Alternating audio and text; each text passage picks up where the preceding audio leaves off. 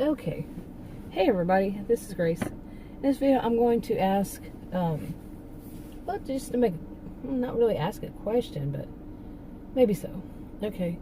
Like I have said before, I like watching some of these people who do videos on, they're delivery gig workers. They go out and deliver, from restaurants, they do groceries, whatever it is. Not your, mail service type, but just people who work for different ones of these. There seems like there's a lot of these kind of delivery services, and I like watching some of them. They make videos. The ones that make videos, I like some of them. Some of them I don't care for. I mean, that's how it is for many people. In different things, different genres, even.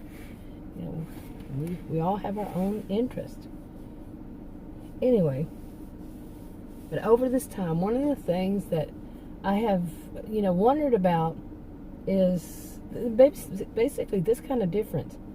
Do people who deliver for, they work for, say, a restaurant, and, usually it's Asian food, here at least, I'm in Texas, that I've ever heard of. The most thing that people who work there actually deliver is Asian food and pizza.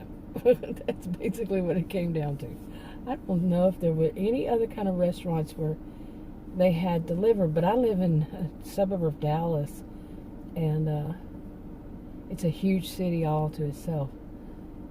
So it's not like they had all that many kind of mom and pop restaurants, so I don't know, maybe they do.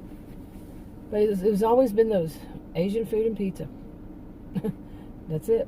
That would do the delivery. Now, I don't know how they work it. I wonder how they do. Some of them, I don't know if they, they work there.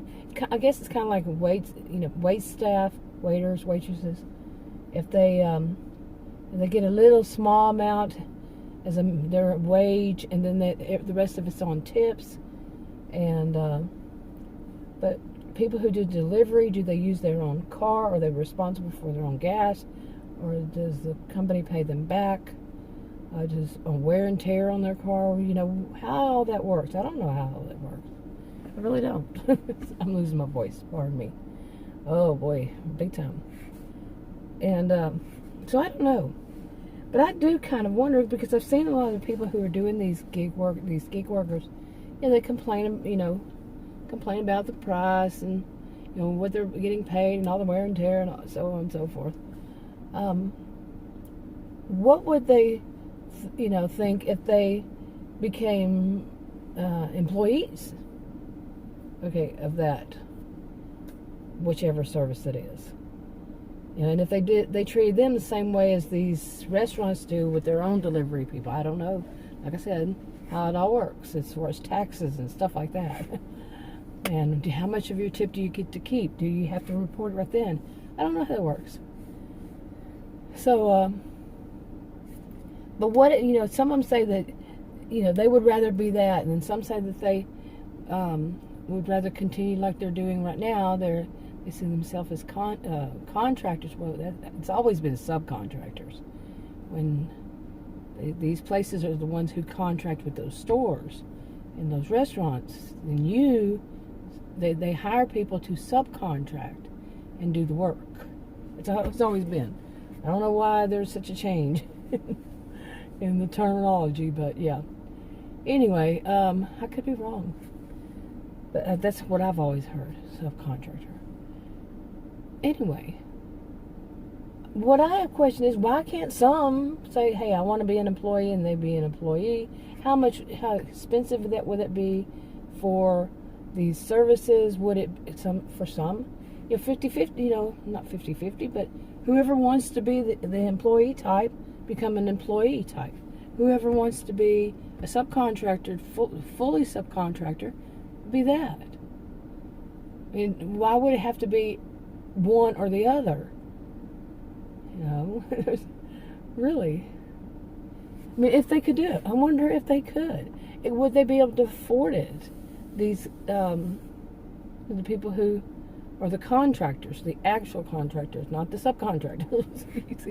It's best to keep those separate like that. But the services, you know. I wonder, and if you had a choice, would you make your choice? If there's a question. What would your choice be? Maybe you decide it's better if I go and work full time for them, or I work not full time, but work as an employee instead of a subcontractor. I'm going to try that, and then if I don't like it, I can always switch back. You see, a lot of people think that everything has got to be kind of like black or white. It's got to be one extreme or the other. You're locked in. You only get this, or you only get that. You only get that one chance. To change. You can't change your mind. But what if people started thinking in other ways?